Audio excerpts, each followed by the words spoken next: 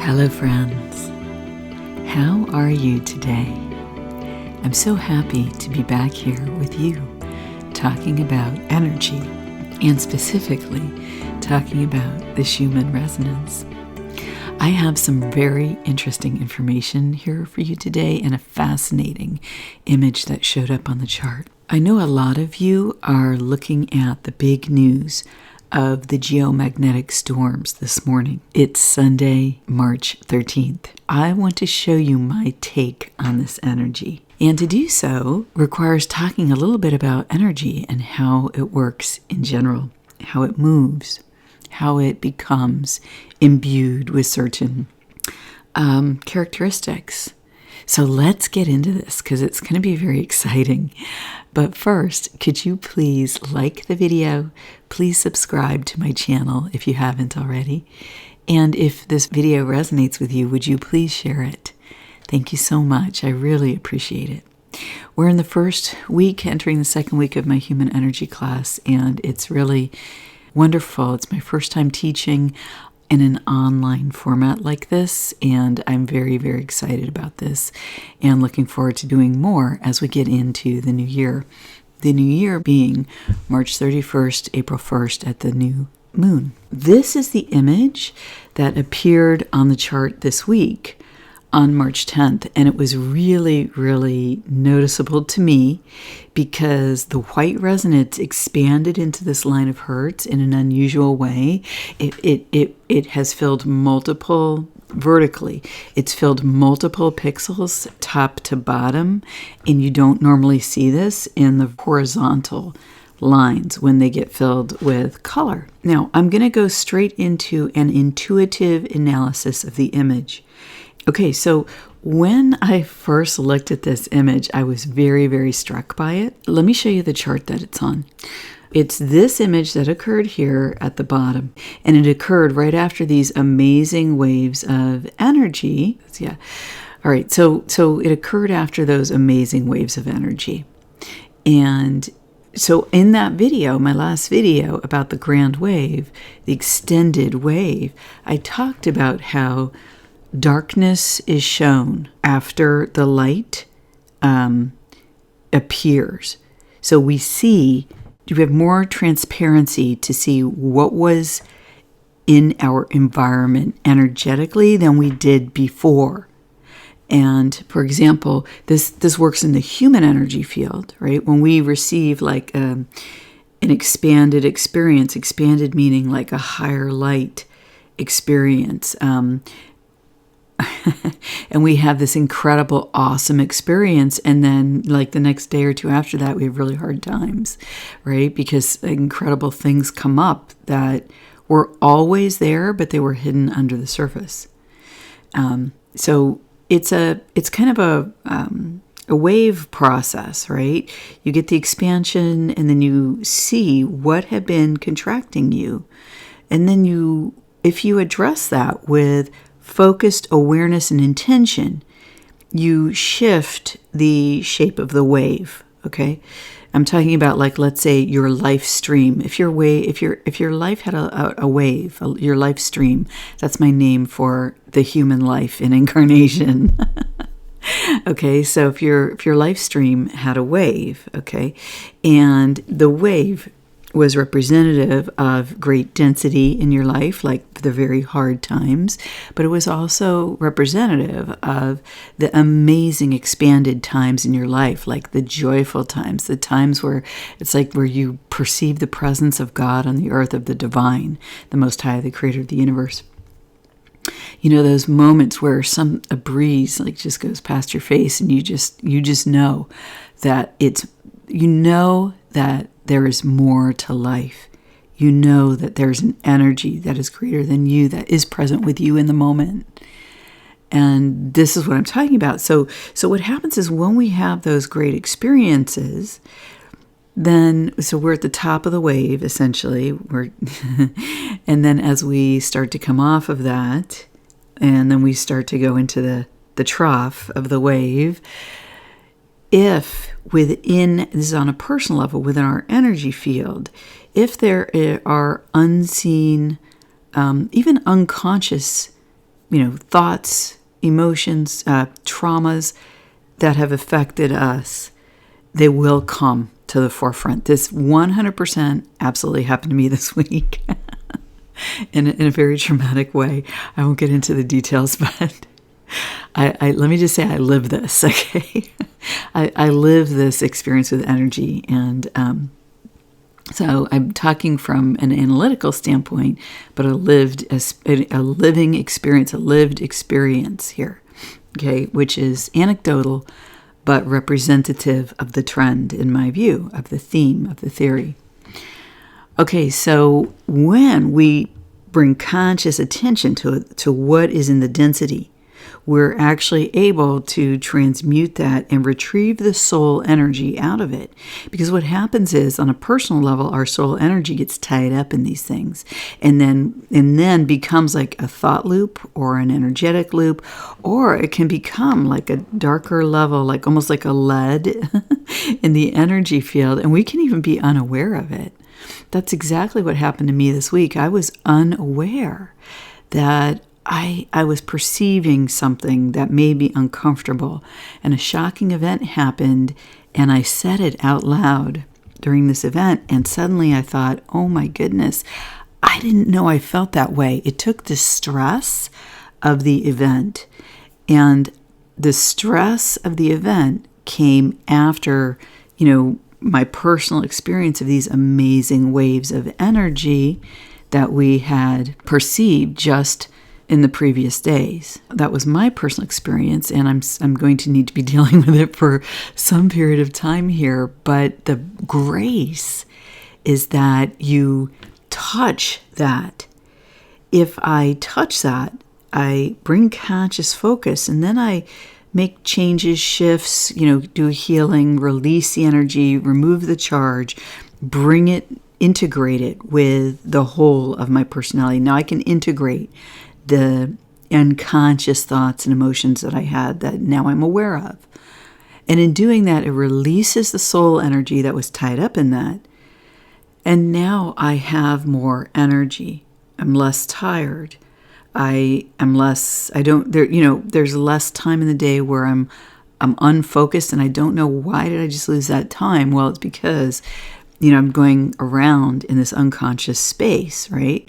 In the face of all this, that's just like, nothing. But then you get to the trough of energy right here, okay? The trough, boom.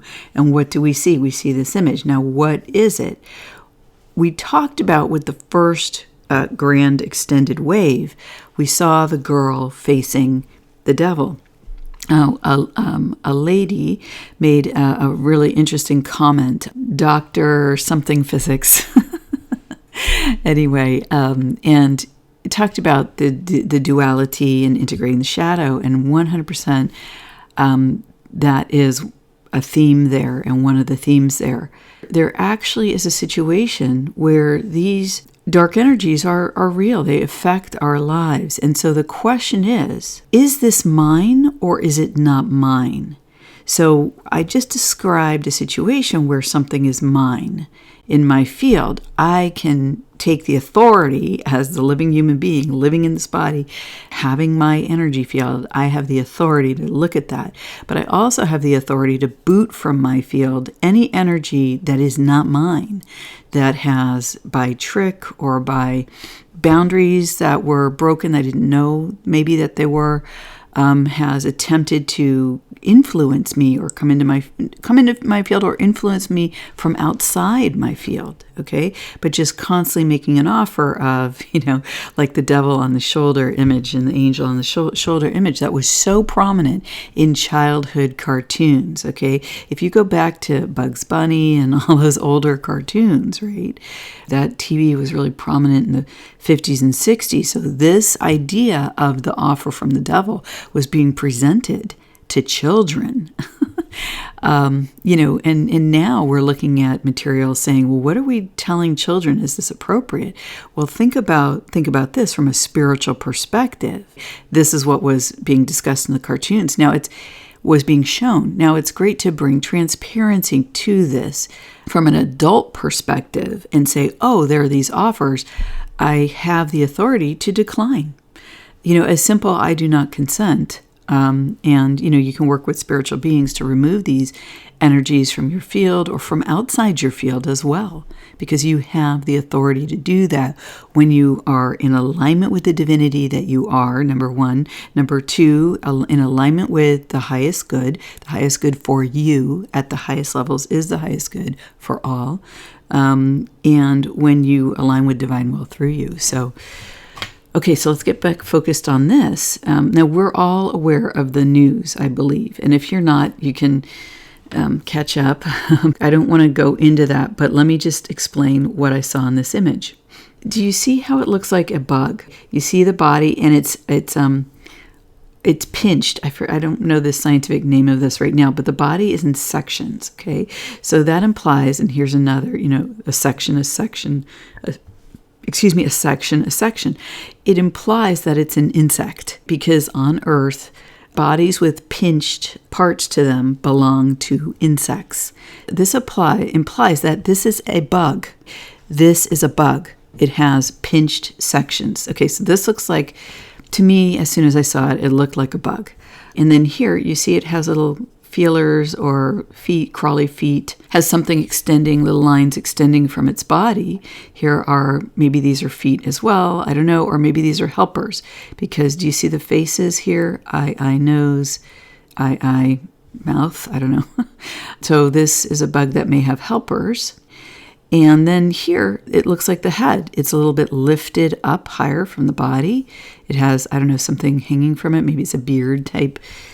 And then this would be where the mouth area is, right? So that's my intuitive interpretation. So first we talked about how to manage these energies. Second, here's the intuitive interpretation of this specific image. Now this may be something that is where you can relate to the human energy field, as I just said. Where's the density? Where are you being bugged? Actually, that kind of goes along with mass surveillance, doesn't it? And so on an individual level, what you want to do, or where are you being irritated in your life? Because we can use the language to get into how does an individual human feel about bugs or what that means, okay? So then, if you have experienced these sensations in your life over the last few days or at the moment or going forward, because it's my view that we're showing an energy that is present in the environment. So it doesn't have to only be on March 10th that you deal with this. There's a timeless nature to it, but it is pointed to the left. And it appears to be moving, okay, because it's got all these legs. There's this green energy that's kind of shimmering around it. It appears to be moving to the left, which is into the past. So how do you facilitate removing this? We talked about how to remove negative energy from your field just now, or from outside your field. We talked about how to remove offers that are not in alignment with the truth of you, your own soul, your true self-expression. We just dealt with that on a personal level, and that's why I presented it first, because if I'm presenting something, I like to say, hey, here are the options for how to deal with this. I'm really not about doing videos that have fear-based information or all that kind of stuff, because to me, it's just a lack of knowledge. That if we don't know what something is or how to deal with it, there's not really a need for fear, because it's just about knowledge. It's just about knowing how do you handle this? And the fact is that when you ask for divine assistance, when you connect with your own soul, when you pray to God, the Most High, the creator of the universe, for assistance, or other spiritual beings that you may work with. For me, I grew up Christian, I grew up Catholic, so I call on Jesus Christ, Mother Mary, Joseph, the father of Jesus, Archangel Michael, Saint Michael, Archangel Raphael, Saint Raphael, and the other archangels mentioned in the Bible, like Archangel Uriel, Archangel Gabriel. There's a pantheon of spiritual beings that you might call on. The only thing is that when you call on a spiritual being for assistance, you want to set parameters of the highest light. Now, why would you do this? Even if you might say, okay, Jesus Christ, obviously you think you know the parameters of Jesus Christ. But the first time actually it wasn't the first time. The first time I came into awareness of this, what I did was I set my parameters of the highest light. And what does that do? That prevents darkness masquerading as light. from presenting itself to you as a religious or spiritual figure. Okay, because darkness masquerading as light, pretending to be Jesus or pretending to be someone else, is not of the highest light. Therefore, it does not fit the parameter you stated as a living incarnate soul. Therefore, it cannot engage with you. Isn't it wonderful? So, how does all of this fit in with the geomagnetic storms? As you can see, the geomagnetic storms recently have been very high, and yet there's not much apparent sign of them on the Schumann chart. So I wanted to explain this in the context of the energy mechanisms that we've just been talking about. And I'd like to talk about it related to a meditation for the human energy field. So you can think about it this way, how the energy flows. We had this incredible period of expanded light, and we were at the peak energy experience. Then we came off of that, and you may have had things coming up for you since then. Well, I've talked about before how I view the sun, the earth, and the human and human energy field as one system. So then the sun comes along and ejects, like just in case we hadn't seen whatever we needed to have be transparent for our spiritual growth, our life path and soul path as individual beings, just in case we didn't have enough light or enough motivation to energetically to see what is going on. This incredible set of geomagnetic storms comes from an ejection from the sun, a CME. And so here's a way of thinking about the energy. So you have the sun here. It sends this ejection to the earth. Okay, so here's the sun, and it's sending these rays, or in this case, an ejection, CME, coronal mass ejection, towards the earth. And so what happens is it comes to the edge of the Earth's atmosphere, and it has a geomagnetic storm. And so that causes raised up energies in the Earth's magnetic field. So here we are. What does that do for us? Well, in my view, I said that I feel that the human and the spherical energy field and the earth and the spherical atmospheric field around it and the sun and the spherical, shape of the sun, material, sun, and then energy field emanating earth and energy field emanating human and energy field emanating. And so what happens is we feel this in our system because we're on planet Earth and we're experiencing the energies here, and they're very high. And so you experience the agitation. I think that it shows up as agitation. It could show up as, headaches. It could show up as ascension symptoms, however you'd like to, describe that. And I believe it invites us to do several things. The agitation could cause us to, it essentially, agitation outside the field, it calls to it agitation within the field. Let me just make it a little drawing. Okay, so if we have agitation in the field, right, and it's sort of covering things up, it essentially calls it towards, right, like calls to like, and it helps us uncover our light, perhaps. If we're already pretty connected with the light, it might allow us to release agitation that causes us to be able to expand the light. If we already have an expanded light, it may cause an agitation that reveals hidden feelings, hidden thoughts, something else hidden in our own field, in our own psyche or subconscious.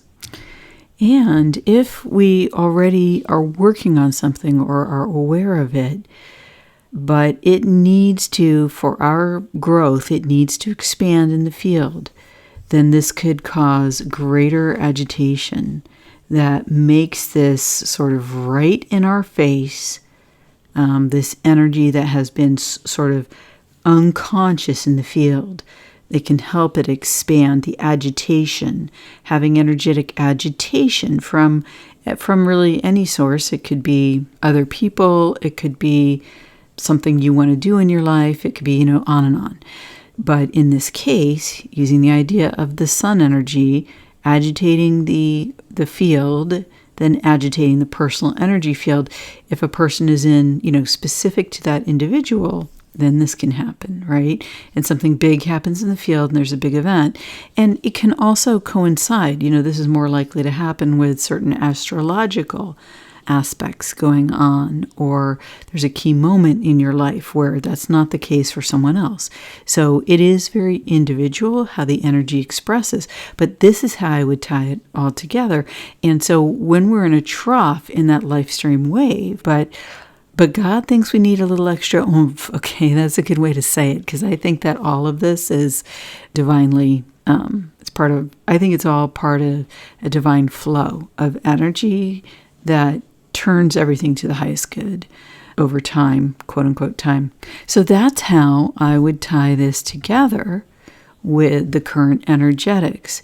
We're in a bit of a trough on the Schumann. There's less activity, but it gives us, it gives the Schumann a rest so that now we can get this agitation from the geomagnetic field and see what it does for each individual human. Once we have the knowledge, we can effectively act in our own life and produce outcomes that are in alignment with our highest good.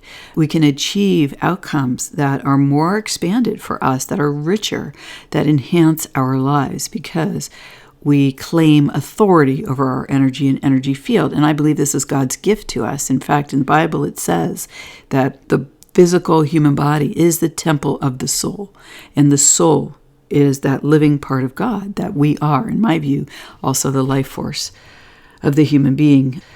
Okay, so here it is. Okay, it's something. It's a bug. It's headed to the left. So it is of the past. How do we know it's a bug? Because it has pinched pieces to the body. And on the planet Earth, that means it's a bug. Now, here I see a person. So I see a neck. Here's the chin. It looks like a man, okay, because it's got the way it's chin is. Here's a chin, here's the mouth, here's a nose, here's an eye. Maybe this person's wearing glasses. And then I see the yellow here? I see, and there's something here. I see it's a man holding up a magnifying glass. I see this is the magnifying glass. He's looking through it at the bug. So what you have here is a bug that's being analyzed by a man. And there's an interesting perfect square here of light as well. So I don't know what this is. Like maybe it's a data chip. I don't know. So what I'm saying here is that it looks like the presence of an energetic bug. And this looks like I would call this the mother bug, the one that lays all the eggs for the larva. Because it's not a usual size bug that we normally, it's not reminiscent of a particular bug, but sometimes queens are a much greater size than usual bugs, and they also are filled with eggs, okay? And if you see here, I don't know if you can see all the little multiple pastel colors, pixels of colors inside this, it's a queen. Okay, so she's a queen. So it looks like her hive has been found where she lays her eggs, and now she's being analyzed, or the eggs are being, the product of the bug, the eggs are being analyzed. And so what I would say is that recent events in the news underlying the actual descriptions of what's going on in energy, this is what's happening. And there are probably conscious human beings involved, conscious living human beings involved in this. Why? Because at some point, this becomes physical and needs to be removed from the planet.